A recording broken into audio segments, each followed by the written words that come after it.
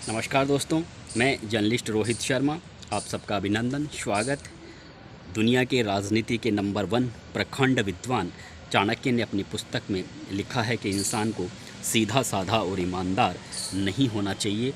उन्होंने पुस्तक में आगे लिखा है कि जिस तरह से जंगल में सीधे साधे पेड़ों को ही काटा जाता है, टेढ़े मेढ़े पेड़ों को छोड़ दिया जाता है, ठीक उसी तरह से सीधे साधे इंसान पर जीवन भर हमले होते हैं।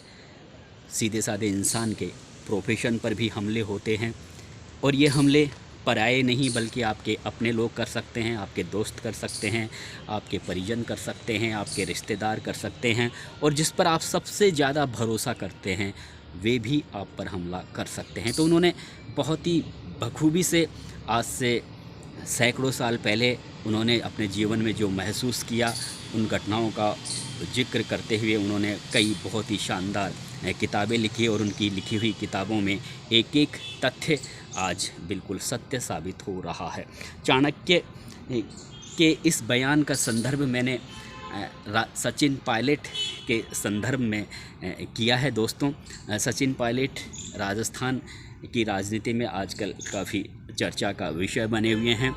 सचिन पायलट को मैं ये तो नहीं कह सकता कि उन्हें राजनीति आती नहीं है, क्योंकि वे केंद्र में मनमोहन सिंह सरकार में मंत्री रह चुके हैं। मंत्री रहते हुए उन्होंने बहुत ही शानदार काम किया है। राजस्थान में ही नहीं बल्कि हिंदुस्तान के युवा कांग्रेस जनों में उनकी बहुत ही अच्छी छवि है। अपने पिता सचिन पायलट की तरह उनका बोलने का अंदाज लाजवाब है। राम राम शाह वह अपने भाषणों में इस तरह का जिक्र करते हुए अपने भाषण की शुरुआत करते हैं, और जब वो भाषण को समाप्त करते हैं तो जिस तरह से राजेश पायलट भाषण का अंत किया करते थे, ठीक उसी अंदाज में सचिन पायलट भी भाषण का अंदाज किया, भाषण का समापन करते हैं। तो निश्चित रूप से वे अपने पिता के पद चिन्हों पर चल रहे हैं और पिता की तरह ही कांग्रेस पार्टी में लोकप्रिय भी हो रहे हैं। लेकिन जहां तक देखा जाए उन्हें अपनी अभी तक जो राजनीतिक दाव पेच है उस मामले में वे राजस्थान में अशोक गहलोत से काफ़ी पीछे हैं, इसमें कोई दो राय नहीं। 2018 में कांग्रेस पार्टी को जो जीत मिली है वह सचिन पायलट की मेहनत से, और सचिन पायलट ने जिस तरह की रणनीति प्रदेश कांग्रेस में अपनाई, जिस तरह से 2013 के विधानसभा चुनाव में कांग्रेस पार्टी को सिर्फ 200 में से 21 सीट ही मिली थी, और उसके बाद में कांग्रेस हाईकमान ने काफ़ी भरोसा और उम्मीद जताते हुए सचिन पायलट को 2014 में राजस्थान में कांग्रेस की बागडोर सौंपी थी। उसके बाद में सचिन पायलट ने राजस्थान में बहुत ही बखूबी से जो कांग्रेस जन थे, जो बिल्कुल हताश थे, निराश थे, जो हार से बिल्कुल उदास हो गए थे, उनमें एक नया जोश भरा, नया जज्बा पैदा किया, उत्साह और उमंग का माहौल पैदा किया, जिसकी वजह से 2018 में कांग्रेस पार्टी बहुमत के काफ़ी करीब आई और अशोक गहलोत तीसरी बार मुख्यमंत्री बनने में सफल हो गए। तो मैं ये तो कह नहीं सकता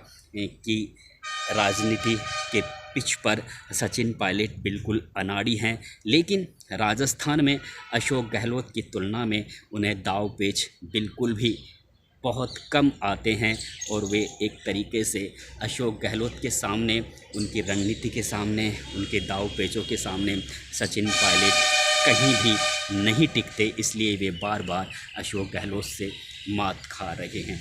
तो 2018 से 2022 तक, अब तक अगर मैं सचिन पायलट की कार्य पद्धति, कार्यशैली, उनके व्यवहार और कामकाज के बारे में थोड़ा मोटा विश्लेषण करूं तो ये बिल्कुल साफ दिखता है कि कहीं ना कहीं वे राजनीतिक दावपेच के मामले में अभी उन्हें बहुत कुछ सीखना है।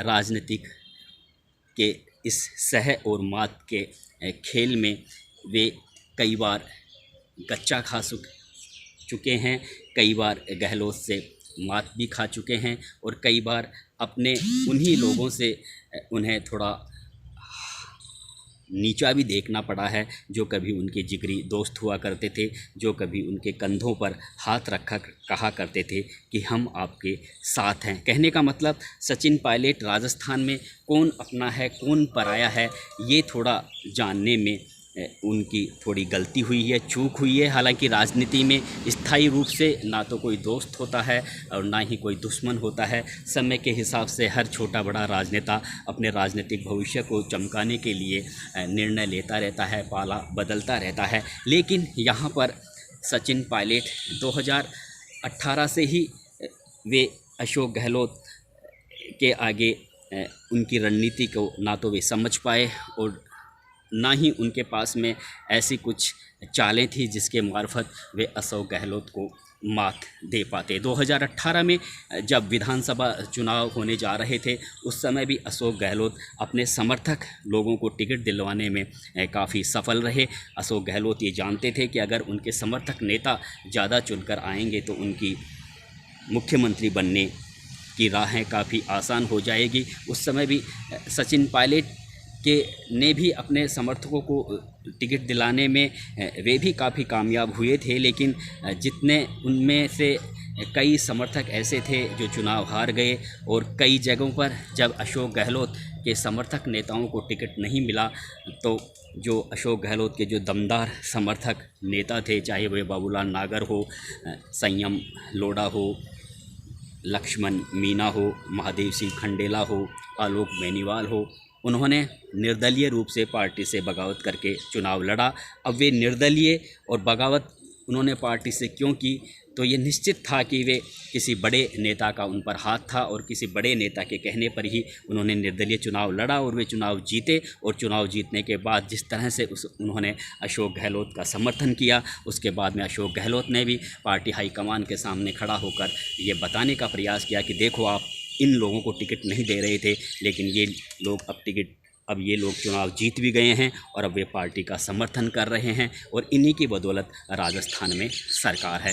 तो कहने का मतलब 2018 में जब विधानसभा चुनाव हो रहे थे उस समय भी टिकट वितरण में सचिन पायलट ज़्यादा कामयाब नहीं हो पाए और टिकट वितरण में उनकी कई जगहों पर चूक हुई, कई जगहों पर वे कुछ राजस्थान की राजनीति को समझ नहीं पाए, जिसकी वजह से उन्हें मात खानी पड़ी। अशोक गहलोत के समर्थक विधायक ज़्यादा चुनकर आ गए, जिसकी वजह से वे मुख्यमंत्री की कुर्सी तक पहुंचने में उन्हें काफ़ी आसानी रही। दमदार तरीके से उन्होंने सोनिया गांधी और राहुल गांधी के समक्ष कहा कि देख लीजिए, आप नंबर मेरे ही पक्ष में ज़्यादा हैं, इसलिए आप मुझे सीएम बनाइए। विधायकों की भी यही राय है।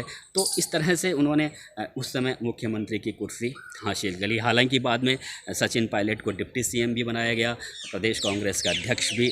वे अध्यक्ष पद पर तो वे पहले से थे ही, उनके पास में अध्यक्ष पद भी बरकरार रखा गया और सचिन पायलट के जो समर्थक नेता थे उन्हें मंत्रिमंडल में भी शामिल किया गया। लेकिन मंत्रिमंडल में शामिल करने के बाद भी अशोक गहलोत ये जानते थे कि सचिन पायलट उन्हें आने वाले दिनों में चुनौती दे सकते हैं और अशोक गहलोत राजस्थान के 2 बार मुख्यमंत्री रह चुके हैं और सरकारी जो तंत्र है उनमें उनकी अच्छी पकड़ है। IAS RS अफसर में उनकी बहुत ही गजब की पैठ है। उन्होंने उन डिपार्टमेंटों में अपने फेवर के अधिकारी ज़्यादा पोस्टेड कर दिए जो डिपार्टमेंट सचिन पायलट और उनके समर्थक मंत्रियों के पास में, जो सचिन पायलट के जो समर्थक विधायक थे जिनके पास में मंत्री पद थे, वहाँ गहलोत ने अपने फेवर के ऑफिसर्स लगा दिए, जिसकी वजह से वहाँ पर कामकाज करने में उन्हें काफ़ी परेशानियाँ हो रही थी। और जब ये परेशानियाँ ज़्यादा हो गई तो सचिन पायलट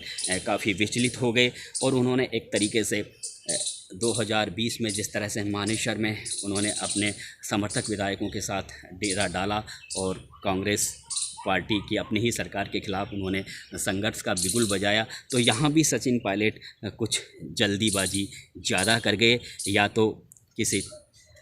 या तो वे उन विधायकों को या उन नेताओं को समझ नहीं पाए जो ये कह रहे थे कि हम आपके साथ हैं, आप आगे बढ़िए, आप कुछ अपना दम दिखाइए, हम बिल्कुल आपके साथ रहेंगे। और जब उन्होंने दम दिखाया, गहलोत सरकार के खिलाफ उन्होंने संघर्ष का बिगुल बजाया, तो उनके पास नाम मात्र के 18-20 विधायक ही रह गए। ऐसा नहीं था कि उनके पक्ष में 18-20 विधायक थे, और भी बहुत से विधायक थे जो उनके पक्ष के माने जाते थे, उनके समर्थन के माने जाते थे, लेकिन बाद में सबने पलटी मार ली और सरकार के साथ ही वे खड़े रहे। तो इस तरह से यहाँ भी सचिन पायलट ने बहुत जल्दीबाजी कर ली और जिस तरह से उन्होंने अपनी ही पार्टी की सरकार के खिलाफ संघर्ष का बिगुल बजाया, तो एक तरफ वे सोनिया गांधी, राहुल गांधी की आंखों की किरकिरी बन गए, तो प्रदेश की जनता में और जो कांग्रेस पार्टी के में भी उनके प्रति थोड़ा सा नकारात्मक भावना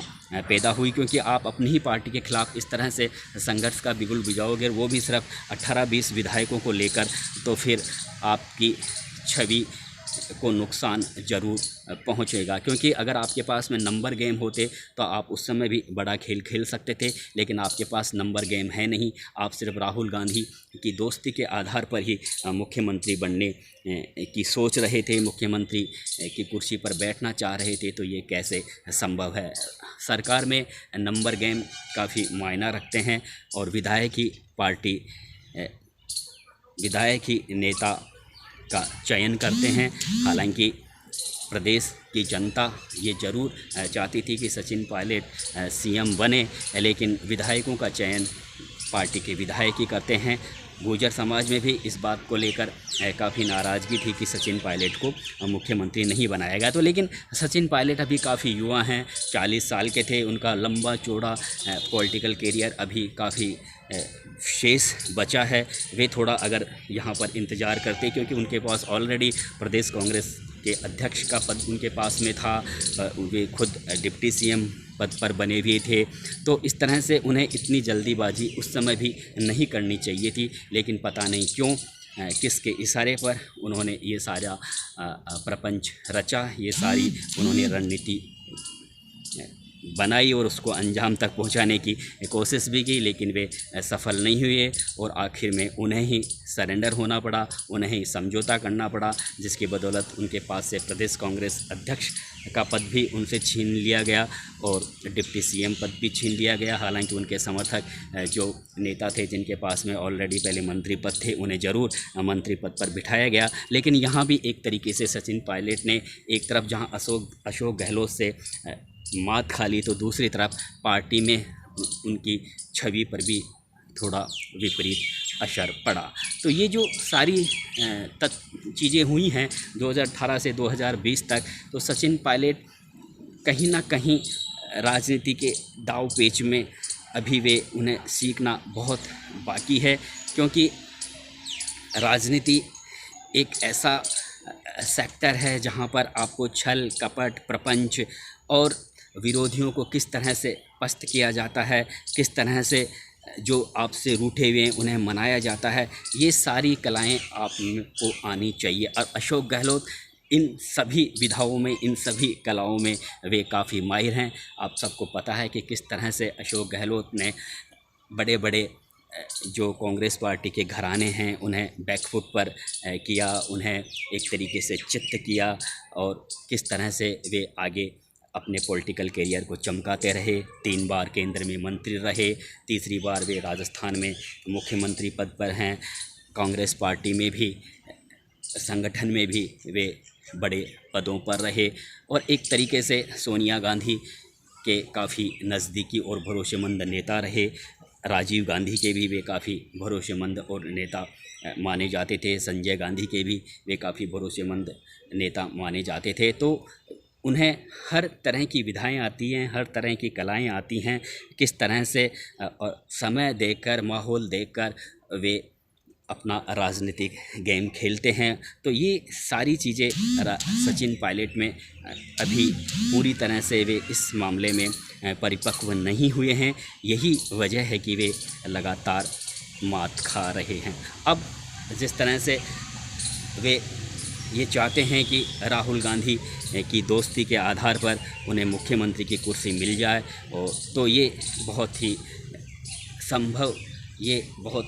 कम संभव होने वाली बात है, क्योंकि राहुल गांधी, सोनिया गांधी पार्टी हाईकमान ज़रूर माने जाते हैं, लेकिन उन्हें भी पार्टी का संचालन करना होता है, उन्हें भी पार्टी को आगे बढ़ाने की उनकी जिम्मेदारी होती है। वे जानती हैं कि एक छोटा सा निर्णय पार्टी को कितना बड़ा संकट, पार्टी के लिए कितना बड़ा संकट खड़ा कर सकती है। और पहले से ही कांग्रेस पार्टी जिस तरह से इस समय बिल्कुल धरातल पर है, कांग्रेस पार्टी सिर्फ 2 स्टेटों में ही रह गई है। कांग्रेस पार्टी की 2 स्टेटों में ही सरकार है, लोकसभा में भी ज़्यादा सांसद कांग्रेस पार्टी के नहीं हैं। और एक तरीके से कांग्रेस पार्टी पूरी तरह से अपने इस आज़ादी के बाद में एक बुरा दौर कांग्रेस पार्टी देख रही है। लेकिन अब एक बार फिर से राजस्थान में जिस तरह से विगत कुछ दिनों से एक बार फिर से मुख्यमंत्री की कुर्सी को लेकर घमासान जारी है। सचिन पायलट मुख्यमंत्री बनेंगे या नहीं, अशोक गहलोत के पास में मुख्यमंत्री की कुर्सी रहेगी या नहीं, या अशोक गहलोत और सचिन पायलट के अलावा किसी तीसरे व्यक्ति को क्या मुख्यमंत्री की कुर्सी सौंपी जाएगी, इन तमाम सवालों के जवाब आना बाकी है। लेकिन जो परिप्रेक्ष्य इस समय राजस्थान में की राजनीति में देखने को मिल रहा है, उससे ऐसा दिख नहीं रहा कि पार्टी हाईकमान अशोक गहलोत को मुख्यमंत्री की कुर्सी से हटाएगा। क्योंकि अशोक गहलोत ने एक बार फिर जिस तरह से हाल ही में सफल तरीके से इन्वेस्ट समिट का आयोजन कर अपनी राजनीतिक कुशलता दिखाई है। गौतम अडानी जिन्हें राहुल गांधी अक्सर अपने निशाने पर लेते हैं और केंद्र सरकार की गलत आर्थिक नीतियों का हवाला देते हुए अडानी अंबानी बंधुओं को राजनीतिक फ़ायदा पहुंचाने का नरेंद्र मोदी पर जिस तरह से वे हर सभाओं में आरोप लगाते रहते हैं, अब उसी गौतम अडानी से अशोक गहलोत ने 35,000 करोड़ के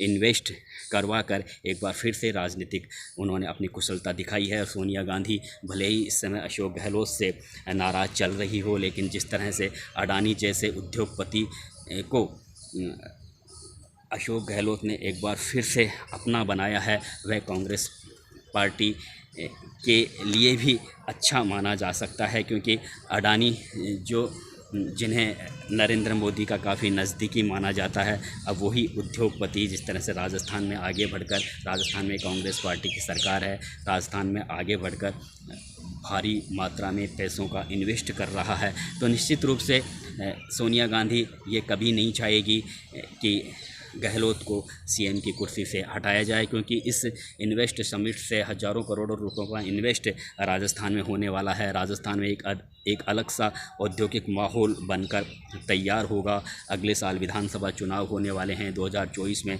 लोकसभा चुनाव होने वाले हैं। तो इन परिस्थितियों में ऐसा दिख नहीं रहा कि सोनिया गांधी अशोक गहलोत को हटाकर किसी अन्य व्यक्ति को मुख्यमंत्री की कुर्सी सौंपेगी। क्योंकि सोनिया गांधी ये खुद भी जानती है कि अगर ऐसे माहौल में, क्योंकि देश विदेश के उद्योगपति जयपुर में जमा हुए थे और अशोक गहलोत ने बहुत ही दमदार तरीके से इस इन्वेस्ट समिट का आयोजन भी करवाया और काफ़ी हद तक वे इस आयोजन में सफल भी हुए। आयोजकों को जो उद्योगपति आए थे उन्हें ये बताने का भी प्रयास किया कि भले ही राजस्थान में सियासी घमान मच रहा हो, लेकिन राजस्थान में सरकार पूरी तरह से सुरक्षित है, पूरे 5 साल तक चलेगी। तो ऐसे हालातों में सोनिया गांधी ये कभी नहीं चाहेगी कि गहलोत को सीएम की कुर्सी से हटाए। क्योंकि अगर वे जानती हैं कि अगर वे गहलोत को सीएम की कुर्सी से हटाती हैं तो निश्चित रूप से देश विदेश में भी उनके प्रति वे जानती हैं कि देश विदेश में उनके प्रति गलत छवि का माहौल बनेगा और जो